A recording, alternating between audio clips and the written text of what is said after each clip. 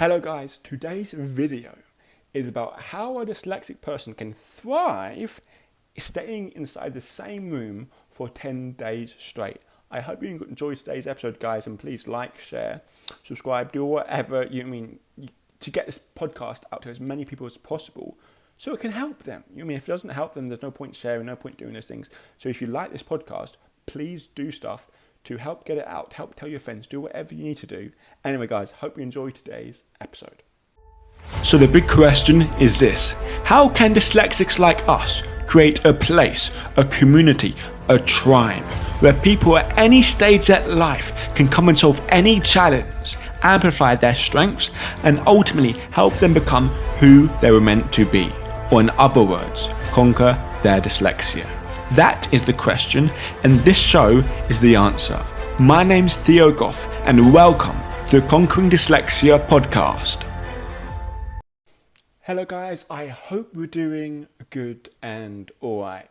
Today want to have a conversation, and I'm really excited because today's the ninth day, or technically the 10th day, because in Thailand time it's 3 after 3 in the morning, but basically it's the last day of me staying here, and I stayed in the same room for 10 straight days.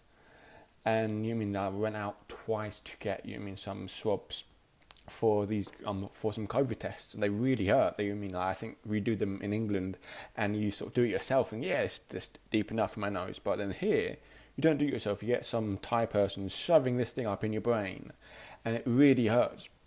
Anyway, I'd done that twice, but it was the only 2 times I was allowed outside my room for about 3 minutes max. So anyway, I've survived that, and I've titled this video about how to thrive staying in a room for this long time. And I've done a lot of things some things I'm really, really proud of, things I kept to, and things I experienced going through this time. But I want to start off saying the reason why I'm doing this, because obviously still COVID is still a thing, and I travelled to Thailand.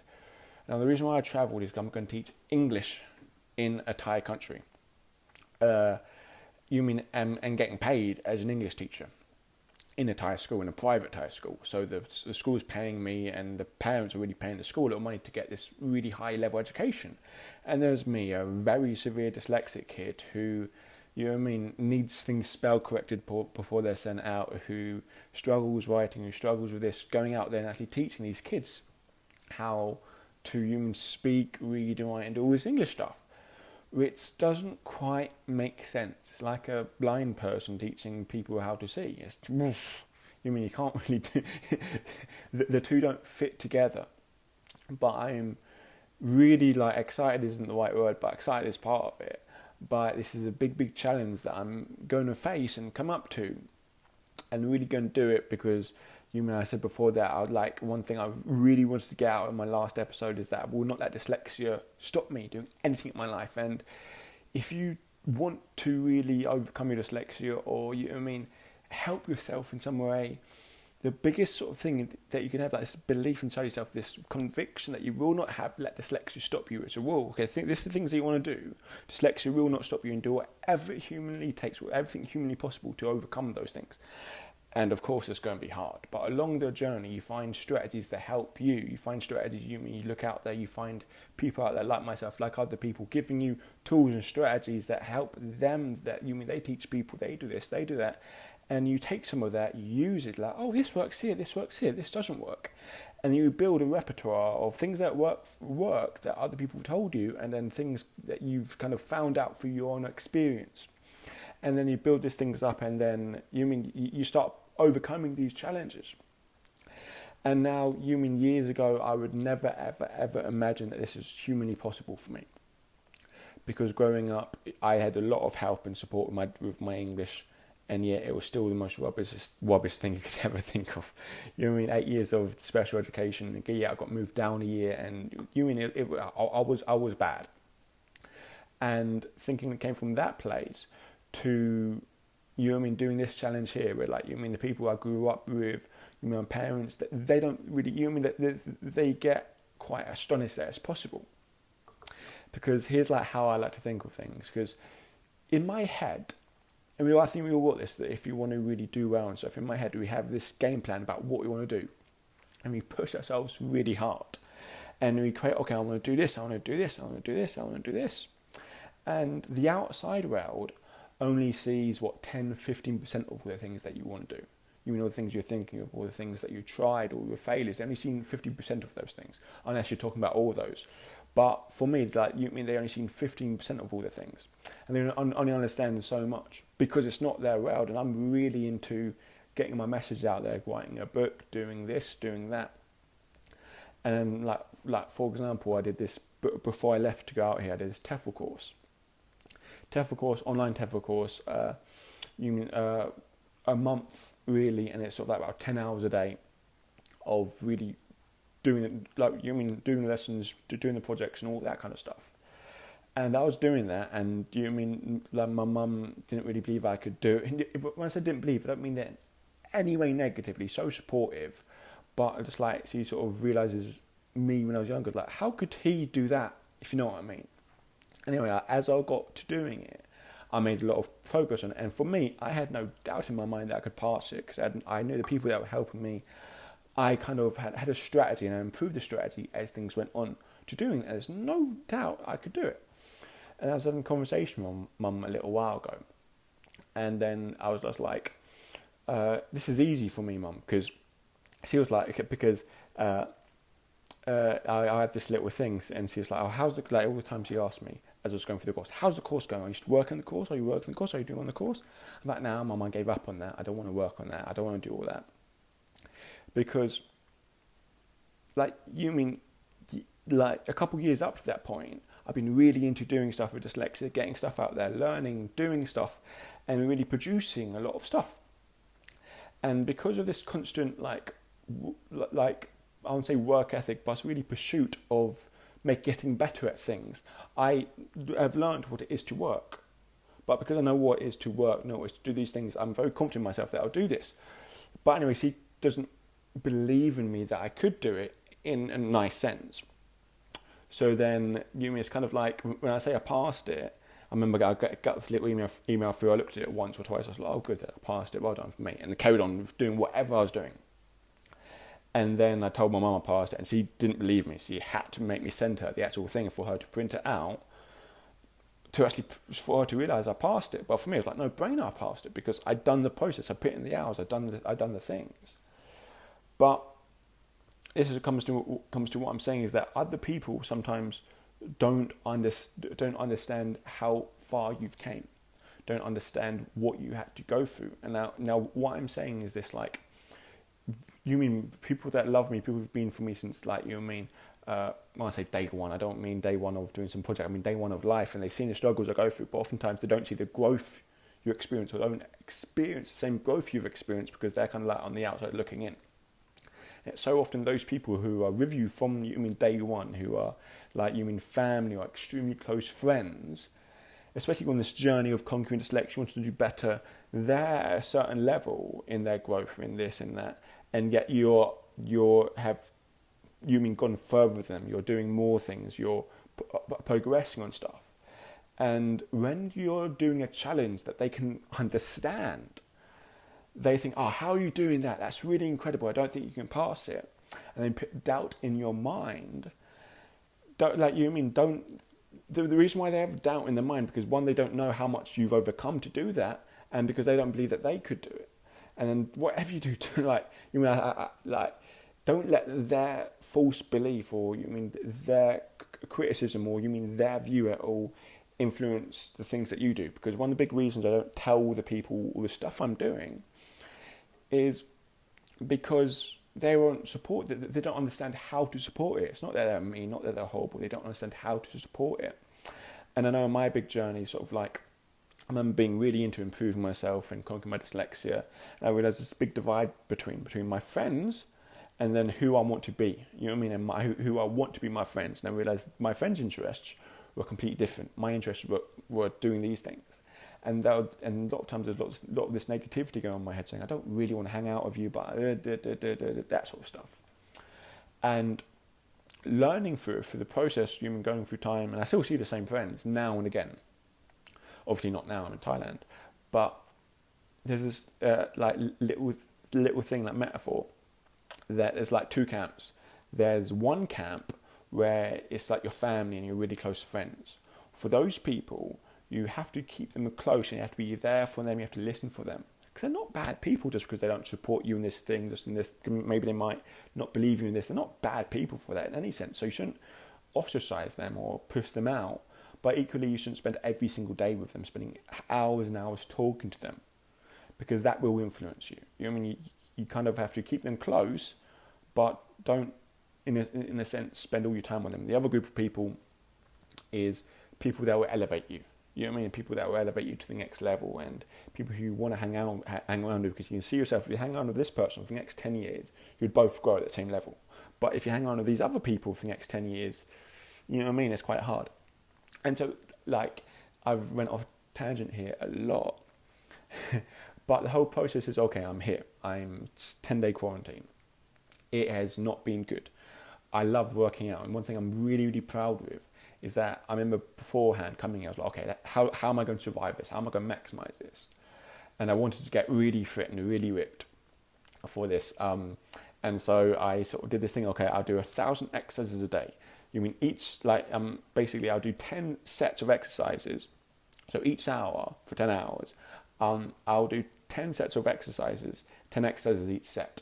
So for example, I would do 10 exercises 10 times, and that's like 1 hour. And then hour number 2, I'll do 10 exercises 10 times, and that's hour number 2, and that go on and on, and that would be 10 hours. So then that'll be 1,000 exercises a day, and now I've done 8,600 at the moment. I'm supposed to be 9,000. But here's the thing, because I'm seeing the sun, really, I mean, touch the sun, like, you mean, have any vitamin D, had all, you know what I mean, a lot of health issues that you could expect for this. Have been having a lot of bloody noses from, not doing anything really, just getting up too fast, lightheaded, and because I couldn't finish my workout, because both of my nose started bleeding, and every time I tried doing exercise, it got more and more. So anyway, I've had all these health challenges, and staying in a room all day can make you go insane. So you have to go with the challenges. One thing I've really, really worked on in the past is not beating myself up, because I used to literally believe I have this thing. I used to believe I had this demon inside me, demon or whatever, this part inside me that couldn't let me rest. Because every time I rested, I would beat myself up.